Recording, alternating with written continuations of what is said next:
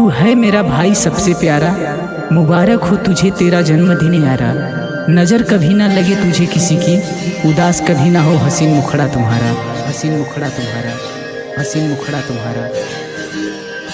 ना आए कोई गम, खुश रहो हर दम, दे रहे हैं दुआ सब आकाश के लिए।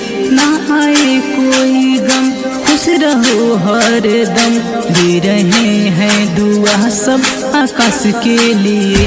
ना आए कोई गम, खुश रहो हर दम, दे रहे हैं दुआ सब आकाश के लिए, दे रहे हैं दुआ सब आकाश के लिए।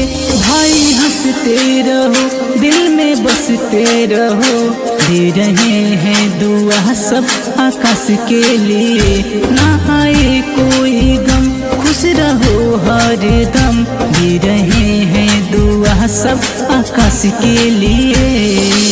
जन्मदिन की बहुत बहुत हार्दिक शुभकामनाएं मेरे छोटे भाई आकाश जी। आप हमेशा खुशहाल रहें, मस्त रहें, जीवन में व्यस्त रहें। लव यू मेरा भाई, लव यू मेरा भाई, लव यू मेरा भाई।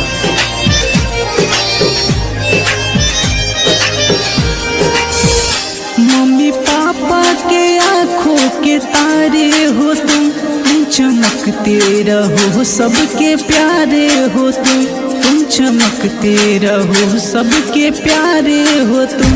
करते रहे आप कमाल, आए बर्थडे हर साल, करते रहे आप कमाल, आए बर्थडे हर साल, दे रहे हैं दुआ सब आकाश के लिए। ना आए कोई गम, खुश रहो हर दम, दे रहे हैं दुआ सब आकाश के लिए।